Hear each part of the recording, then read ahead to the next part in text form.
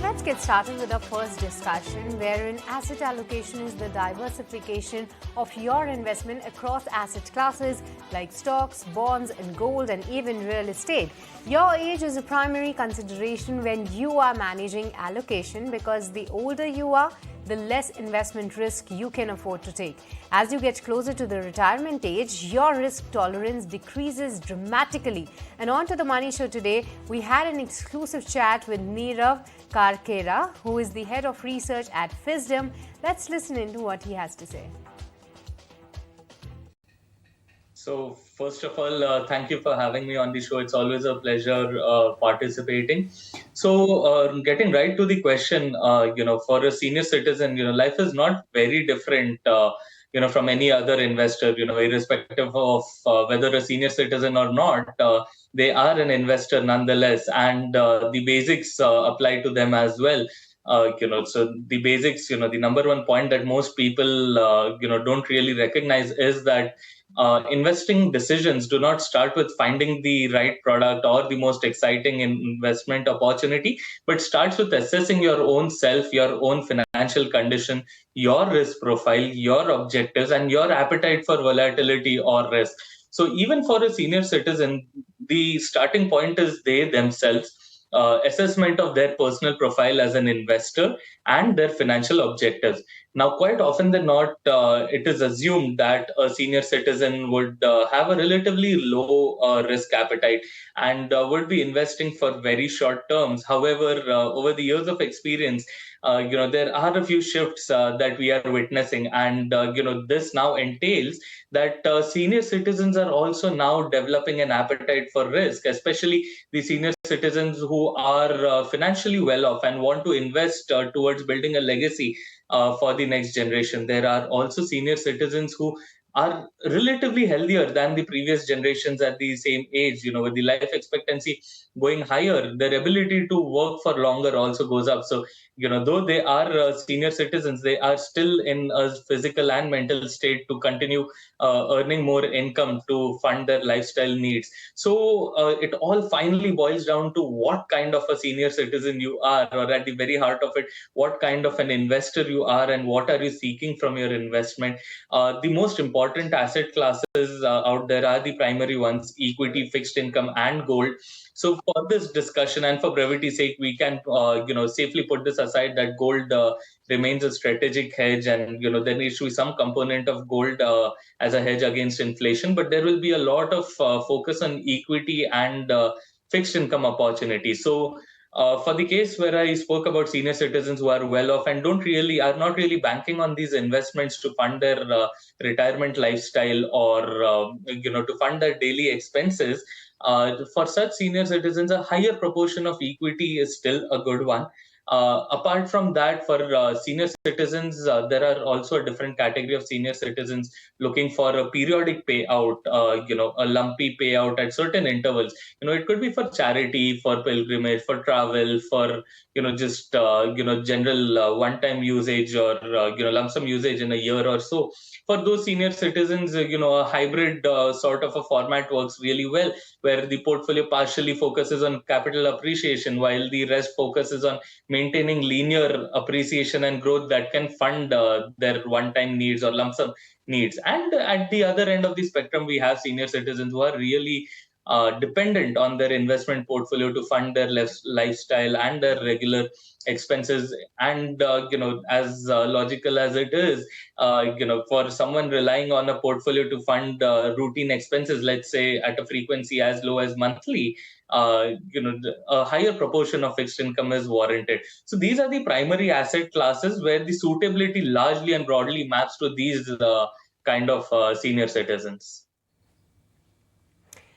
Okay, so that was the discussion about what should be the portfolio allocation or asset allocation strategy for all the senior citizens investors. But moving on to our next discussion, as most investors gather information from websites, newspaper, TV, and find that certain investments have done well in the recent past. Everybody is talking about it, and then based on such information, they decide to follow the trend. After a few years, they realize that these investments are not performing up to their expectations and then reshuffle their portfolio.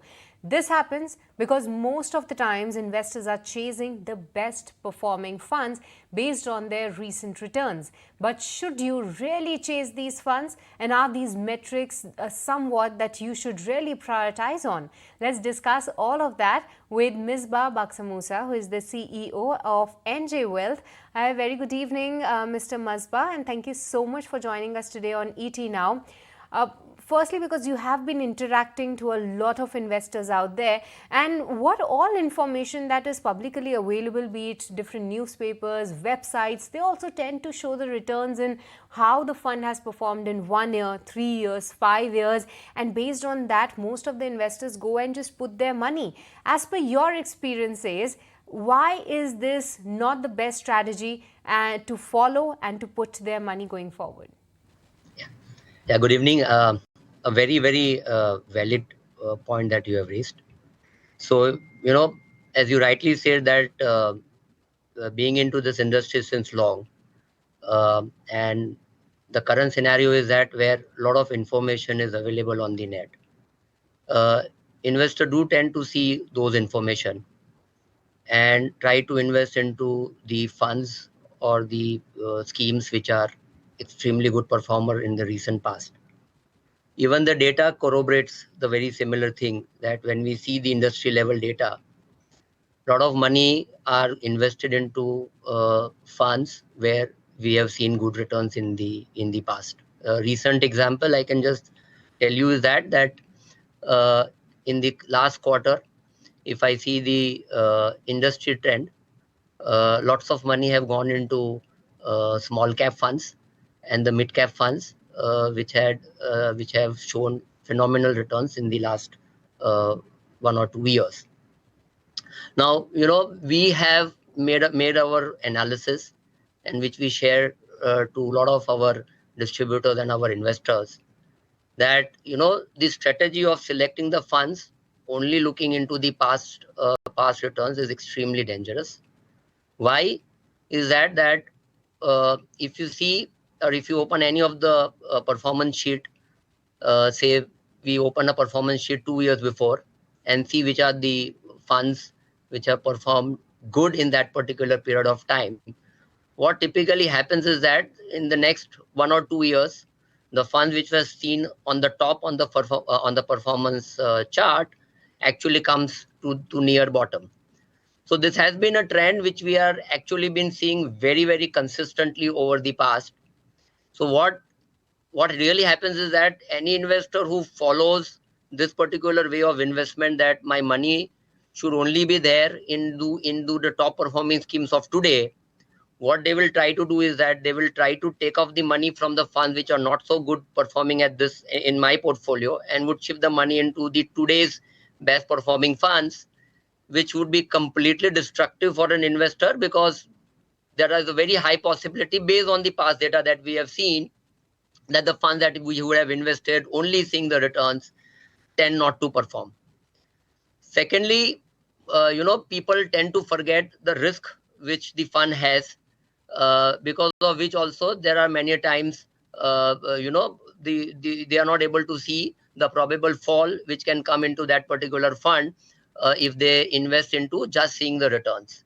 So yes, so the point is that it is very, very destructive to just follow the return charts, to return performances, and the select funds on the basis of those returns.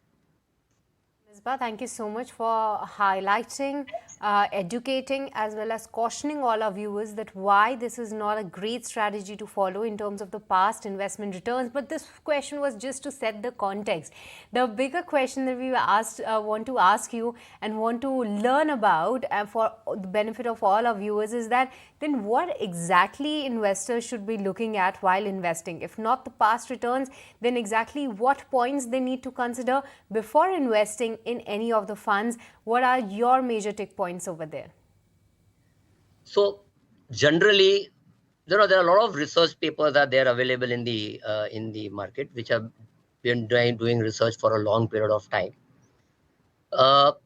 And most of the research reports that points out to is that end of the day, a return an investor makes over a longer period of time is a function of or you can say 92% or 95% is dependent on the asset allocation that he decides, not the fund that he selects, right? Meaning that if an investor wants a return, or if an investor is expecting a return, or if the investor is needing the return, I think so the first question that he should plot in his portfolio is to what is my asset allocation of my portfolio. So the first and foremost thing, I think, and the most important thing every investor should do is to select a right asset allocation for himself. When I say asset allocation is that how much money should go into an equity or how much money should go into debt or any other asset class.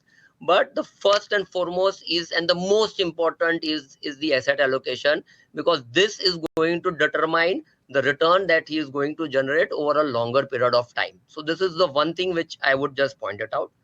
Once the right asset allocation is decided, as I said before also, scheme selection is not very, very important. I will also share few data points that we generally do. So when we take an analysis of, say, 20 years of the mutual fund history, and that we do it in the flexi cap fund and a lot of other funds, that category of the funds we have seen, there are hardly any difference between a top performing fund and the worst performing fund. So if I just say an example of a flexi cap fund, over the last 20 years, even the worst performing fund has given a return of 12.5%, where the average return is around 18%, and most of the funds are hovering between that 17 to 20% return band, right? Right? Meaning that the fund performances over a longer period of time are not too volatile or not too different from the mean. So once you have set the asset allocation right, to select the funds within the asset allocation, I think so few simple principles which the investor needs to follow. A, try to keep money into diversified portfolios, meaning that flexi cap funds or the large or the multi cap funds or the large mid cap funds, where you have given liberty to a fund manager to decide which is the right asset or which is the right capitalized company I should invest into. We have given liberty to the fund managers. I think so large majority of the portfolios should be there into such kind of funds. B, select funds houses where you feel that these people are serious people, where you can give money and keep investment for long term. So select fund houses either with the help of a distributor or whatever information that you have. You select which are the fund houses where you can give money for a longer period of time. And the third important principle is very simple: diversify your investment even among the fund managers, right? So if you are following these four principles, where the first principle is the utmost important principle, that the first principle rule is that you have to decide the asset allocation, as 90% plus of your return on your investments is going to determine by the asset allocation that you have selected. As far as the fund selection is concerned, most of the portfolio should be diversified into the fund like flexi caps or the large and mid caps or the multi cap fund, where you give liberty to the fund managers, and it should be diversified across good asset managers. And of course, the principle always remains is that for return you need to have patience. Long term is the only solutions. Compounding only works in the long term. So this is what I have to say to the investors. But very, very important is that please don't chase fund returns or the performance. Thank you so much, Mr. Misbah, for highlighting all these points out there for the benefit of our viewers. But when we are talking about watching out for the past performance, you would agree, Mr. Misbah, that we cannot completely ignore that. Definitely in the longer term period, if we look at 1 year, 3 years or 10 years, for one specific fund, it is not a great idea to actually look at the past performance, but how the fund overall has been performing, that becomes a critical part in terms of deciding the future success. So what should be the criteria of evaluating a fund? Not just evaluating the whole fund house and not just a particular fund that they are investing in, and amongst that, how should they evaluate that how a particular fund house has been performing? Which are some of the major funds that they need to be tracking, be it from the large, small, or what is their strength over there? How to catch that part as well? So honestly, in my last 20-25 years, it's fund selection is one thing which I have not really understood the science behind it. As I said before, an investor should diversify their investment. So it should not be one fund house where all the money should be invested, because diversification is the only free lunch. Uh, Past performance in any scenario, if at all one has to see, it has to be seen more from a consistency level rather than purely a past performance. And if at all one has to see, I think so, we have to see as to how fund houses are serious in terms of managing the money, right? So if you feel that the fund houses are very serious, have stability in terms of their thought processes, in terms of their processes of managing the money, so these are few of the qualitative aspect which we typically see when we select a fund house for our investor. But again, as I said, it is a tricky job, right? And again, I would repeat that whatever my experience says, that in the long term, if we have selected good fund houses and been pretty consistent in our approach of asset allocation, and pretty consistent approach of diversifying our investors investment into good fund houses, you will never go wrong, as in the long term there would not be too much of a difference between two fund or three fund houses. And anyway, you are diversifying your investment, and it should serve a purpose of any investors. So that is what I would really say. It is very difficult to give a very right answer to this question. Mr. Misbah, why I ask this, because in our query segment we get a lot of interactions. We do live interactions, and there we see that one particular investor has invested all his money in one particular fund house. So that was really interesting to get your take on this one. Why diversification is actually important to think on those lines. But before we go, Mr. Misbah, like you were mentioning in the start itself, that a lot of investors do look at the past performance, then they get disappointed, and then they actually make an investment in the funds which have not been performing well. So what are some of the red flags that post investing, how to actually scale that up, that your fund hasn't been performing that well or as per your expectation, and decide a point that they may need to make a switch then? See, again, as I said, that if you are enoughly diversified, so I will not say that you are giving to 15, 20 fund houses, but you have enoughly diversified, rightly diversified into 5, 6, 7 good fund houses.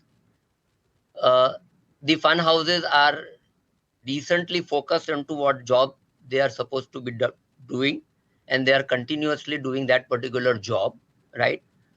I don't think so an investor should be largely worried about by an underperformance, because my experience is that investors generally get perturbed or disturbed when you rightly say that most of the money is given to one particular fund house. They are largely perturbed when they select a fund which is of a very high risk. For example, the small caps, or the some investors I know that they would have invested a large amount of their portion into a sector fund, where because of seeing the recent performance, they would have invested a large portion of the money into a sector fund where there are certain falls which they see, and that they are not able to digest the kind of underperformance vis-a-vis the other investments that they see. But if in general, if you have not made such kind of a mistake, if you have kept the money into the so called flexi caps, the multi caps kind of a fund, and diversified across 4 to 5 funds, I don't see any reason why there has to be a very red flags. Of course, red flags is only one, is that you come to know that this fund house is not focused fund house, or probably they have lost the focus into managing the investors money. If that conviction that you develop, that these fund houses are not focused, then that's the only red flag which we see, which fortunately for us in a regulated environment, the things happening of such kind are very, very rare. But then too, yes, you probably need a distributor who can do at least such kind of an analysis, where they at least see that the money which has been given to a fund house is fairly focused, fairly process oriented, and they are serious into managing investors' money. Baki performance may change. Some fund may perform today, some fund may perform tomorrow. That is that rule of fund performance is changing is going to be a very, very permanent feature which we can't change. That has happened globally, and it is also going to happen in India. So nobody can change that particular rule. So if you get perturbed, if you continuously change the schemes based on the recent performance, as I said before also, there are larger chances that it would in fact kill the returns of an investor. It will it will affect the investor returns rather than helping the investors in terms of their returns. Okay, Mr. Misbah, we'll let you go on that. Thank you so much for highlighting why an investor should not look at the past returns to decide the future performance, as well as what is the importance of diversification, and diversification not just for the fund, but for the fund houses also. Thank you so much for joining us today on ET Now. Thank you. Thank you very much. So that was all the discussion about that. Why should it really not be looking only at the past performance of any fund and going ahead decide that how it is expected to perform. Hope that helped all our viewers. But for this, viewers, it's time to slip into a short break. But don't go anywhere. We'll be right back with yet another interesting discussion with Shweta Jain of Investography. Stay tuned.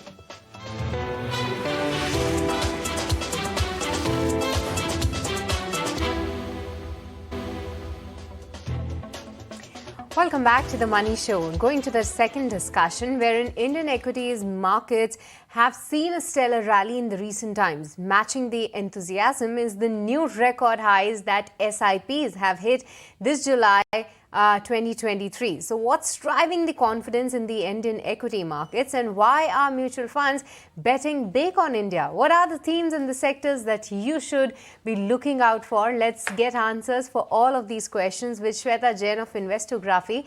Welcome, Shweta, and thank you so much for your time to ET Now. Very interesting two data points that are coming up. Firstly is definitely the SIP data that has surpassed that 15,000 crore mark, all-time high for the month of July. But secondly, if we look at the July 2023 cash levels of mutual funds, then that says that the monthly cash holdings has fallen below 5% for the first time in 16 months, and that's the data comparison of the top 20 mutual fund houses. So that clearly tells you that definitely the inflow has been very enthusiastic, as well as mutual funds have been betting big, investing their money into the markets. So what, as per your understanding, has been that exciting factor for India growth story? See, for India, I think, Srishti, it's a very interesting market, right? We like herd mentality, whether it's when markets are moving up or when markets are moving down. So when markets are moving up, of course, you are seeing a whole inflow of new investors. Existing investors are getting more and more confidence. So when we see a lean period, or we see a period where markets are not going anywhere really, they're just very range bound. You don't see too much new investor money coming, because investors like to see a little bit of movement before they actually can commit to equity even more.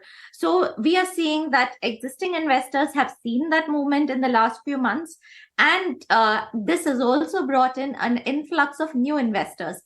SIP as an investment style, I would say, has also been taken really enthusiastically by investors. So retail investors have usually been more cautious, more safe, but we are seeing more and more people getting onto the equity bandwagon and seeing that they can make real returns, and not just not inflation beating returns, but real returns. So when they want to lead lifestyles, when they want to make sure that their money is working for them, when they can see their goals being met by SIPs from people who've invested from years now, and then they've started to take out some money and keep investing money for newer dreams and goals, this inspires a lot of new investors. So real stories, I think, has been one driving factor, but also market movements have been another driving factor. And if I may add, optimism is another factor, because in equity, I mean, you will not be an equity investor unless you're an optimist. So I think that's another reason why we are seeing a huge inflow. Also, I think the reason for fund managers to be heavy on investing and not on cash is because they've also committed to this picture. They've not really held on to making timing a market as they would like to. I think they are committing more and more because they are seeing opportunities. So while markets may be moving, we have been seeing that companies' valuations, not across the board, but companies' valuations have been attractive. Return on capital employed has been quite positive. Cash flow has been positive in lots of companies. Accounting as a practice in India has improved and is improving, but has improved a lot in the last few years. So I think a lot of confidence overall is what I'm seeing in equity today. There's a lot of confidence in equities, and Shweta, look at the broader end of the market that has been performing very well, and you just highlighted the point of optimism, because if we talk about the benchmark indices, they have been declining, but look at the outperformance in small and the mid-cap end of the market. And from the mutual fund perspective, we have also seen mutual funds coming out with new schemes for this end of the market because the consumer interest is out there. So going ahead, do you believe that this outperformance is expected to continue? And at this point in time, if somebody is looking out to make an investment in the small and the mid-cap end of the markets, then what should be the strategy while investing through SIP, lump sum, and how to choose the right fund? So we are seeing that, small and mid cap has performed, and we see that as a trend whenever markets perform, whenever large caps perform well, you will see small and mid caps performing. If things are going well, if businesses are doing well, you will see mid and small cap perform well. And as they perform, the interest in them goes higher. So I think I see a lot of good companies in this segment as well. And still, valuations are quite attractive. I wouldn't say that they are overvalued. I think some of them are quite finely priced. But I do see still attractive valuations across sectors, across companies. Businesses have done well post-COVID. And I think a year or so of their cutting costs or maybe not doing business as well as they would have in the past has given them new strategies. And I think that has worked for a lot of companies. So for investors who are looking at these segments, I think they should remember that these are still small and mid-cap companies, so they will be more volatile than large-cap companies and stocks. So they shouldn't forget that. But having said that, these are the segments, these are the places where investors will see real returns. So if their horizon is 7 years plus, I see no reason for investors to shy away from them. But be mindful that you need to have a core portfolio of large cap companies and not be driven just by the recent performances, because small cap and mid cap can be quite volatile. And as we are seeing 10, 15, 20% increase in portfolios, we would just as easily be seeing 10, 15, 20% negative values as well. So investors should be mindful of that.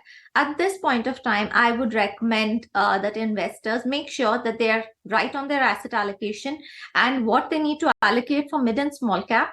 I would recommend that about 40% of that they could invest as a lump sum, but the rest should be staggered in the next 4 to 6 months. I would be quite comfortable with that strategy, because that way they would have cash in case there are some corrections. They could deploy more, but otherwise as an STP, they would take advantage for the next 4 to 6 months. So if market moves up, they would still be benefited because they've already invested a chunk of money. But if markets move down, they still have a chunk of money to invest, and at that point, they can take advantage of the correction.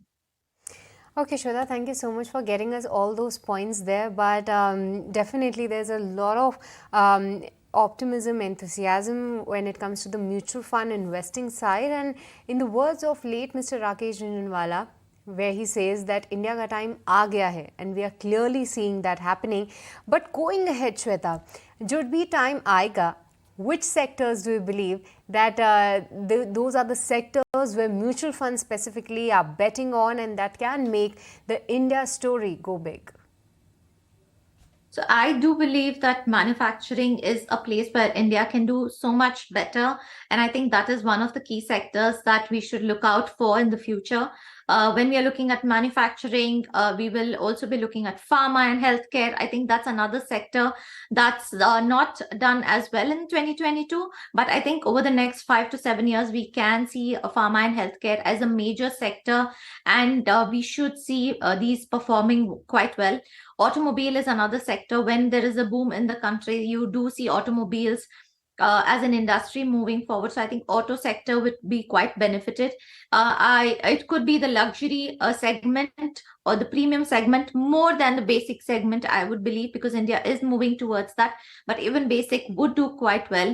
IT is another sector which needs a boost, and I think as US settles down, is something that we could see more and more spending on. So IT would be quite interesting. And whenever these sectors perform, you would need banking support. So you will see banking sector, of course, perform as well. So I think a lot of these sectors, defense could be another quite interesting sector that we will be seeing perform well. Okay, thank you so much, Shweta, for highlighting all those sectors for our viewers. But with this, we will like to wrap this discussion with Shweta. But don't go anywhere, Shweta, because we'll connect with you once again just after this quick break, because then is the time to take all the portfolio-related queries of our viewers. So stay tuned while we slip into a very short break.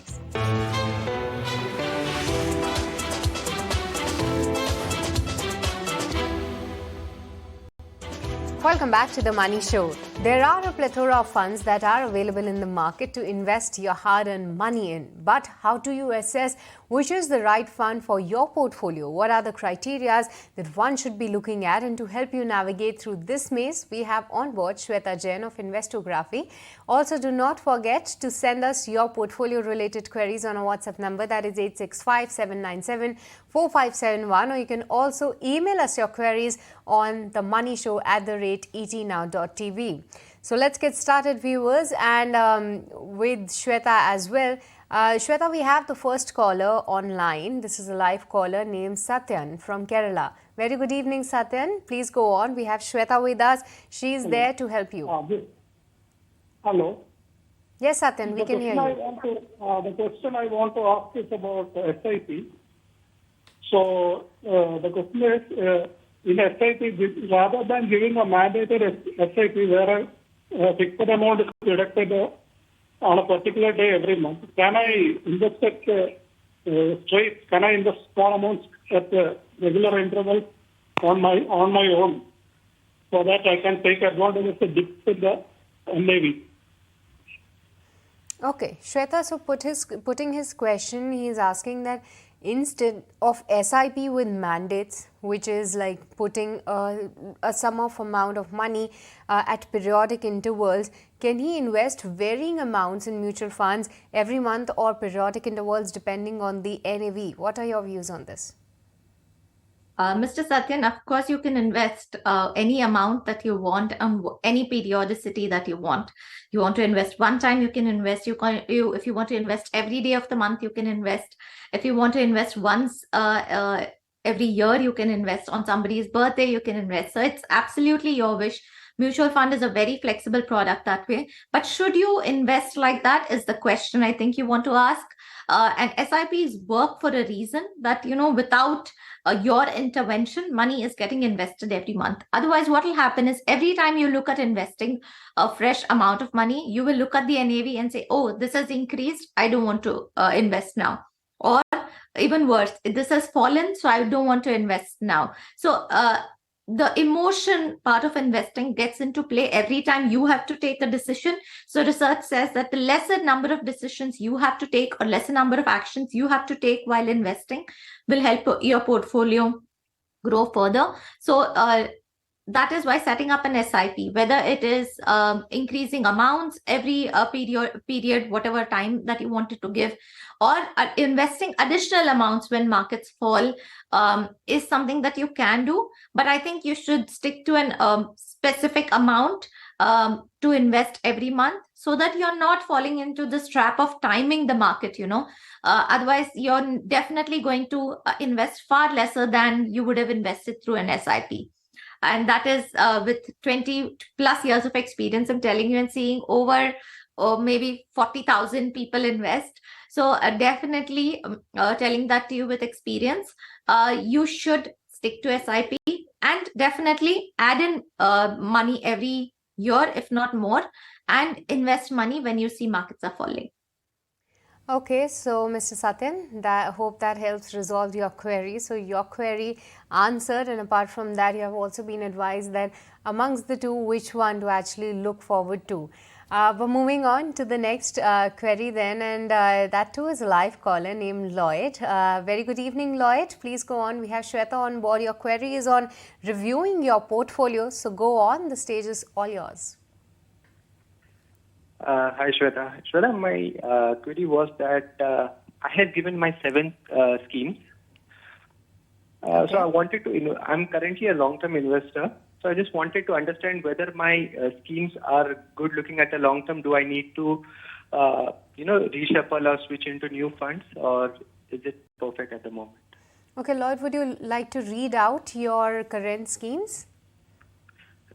Yeah, it is Parag Parikh Flexi Cap, Canara Robeco Small Cap Fund, Invesco Contra Fund, Axis Blue Chip Fund, Invesco Small Cap Fund, and Nippon India Small Cap Fund. Okay. So Shweta, you heard that these are the funds that he is having in his portfolio. How do you review his portfolio? And Lloyd, anything that you add on that how much amount you want to get out of these investments in any investment horizon, any goal that you have set for these investments? Yes, like I'm expecting 10 crores in 15 years. I do a step up of 10% every year. Currently, I'm investing 20K in each fund. Okay, so Shweta, you have the details. Any further details you want, you can ask Lloyd. But how do you assess his portfolio right now?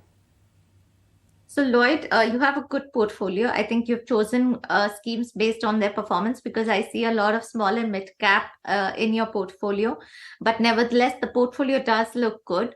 The only fact that I'm not comfortable with is that there's less large cap than I would have preferred. Ideally, I want to keep the portfolio intact. What I want to do is add on a new scheme. I add on like a UTI Nifty 50 or a DSP Nifty 50. That will give me much more comfort, and maybe double of your existing SIP amounts of 40,000 at least in that scheme. So that builds on your core portfolio. It'll keep your costs down. It'll make sure that there's a passive core portfolio that is being built into. And any of these schemes, whether it's a mid cap or a small cap, it could be quite volatile. So I like the fact that when you mentioned on email, you said 10 years, but here you said 15 years. So already you've increased by 5 years. So hopefully in the next few years, you will increase your time horizon to even more. Having said that, for a 10 crore portfolio in 10 years, that's the calculation that we've done. You would have had to invest 4 lakhs plus every month. You're investing 1.4 lakhs. I think you will increase it gradually. You said 10% every year. You may not get to 10 crores in that time, but you will still get a decent corpus. I do hope that you can increase by another 40,000 in the near future, if not immediately. That'll give me some comfort that you do have a strong, solid base that you've started on. But it's a great looking portfolio. Okay, Lloyd, any further questions for Shweta then? No, that's all. Thank you. Thank you, Shweta. Okay, moving on to the next query then, and Shweta, this one is an email query. The viewer name is Yogesh Khetani, and he has written to us to know about White Oak mutual fund schemes. We often don't discuss much about White Oak mutual fund schemes. Have you tracked these schemes, and any opinions on the same? So I think he does mean that, can we trust new fund houses? I'm going to take that question like that, so that, it's not just personal towards one or two mutual funds. So SEBI does have guidelines and minimum capital requirement for mutual funds before they can launch. And whether it's White Oak, which already had a portfolio, PMS, portfolio management scheme, so PMS already running for them, and they do have a good track record. So mutual funds do have different lines of protection for investors, whether it's trusts, whether it's processes, whether it's different teams to do different things. There are a lot of benchmarks that even SEBI has, that when new funds are launched. So you are okay to invest in these schemes. Having said that, White Oak specifically, yes, it also is hemmed by Mr. Ashish Somaiya, who has a fantastic track record of being the CEO and MD of Motilal Oswal before his stint here. So I think White Oak is definitely in good hands, specific to this fund house.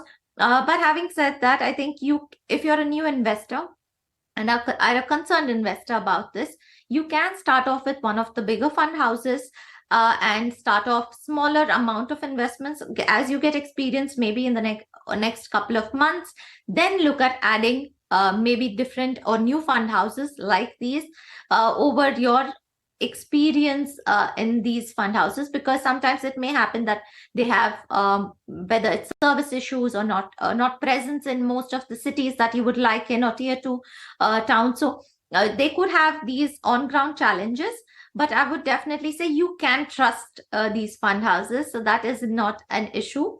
I would say that like I said, start off with bigger fund houses. These are things that you can add on as your satellite portfolio. The bigger fund houses you can start as your core.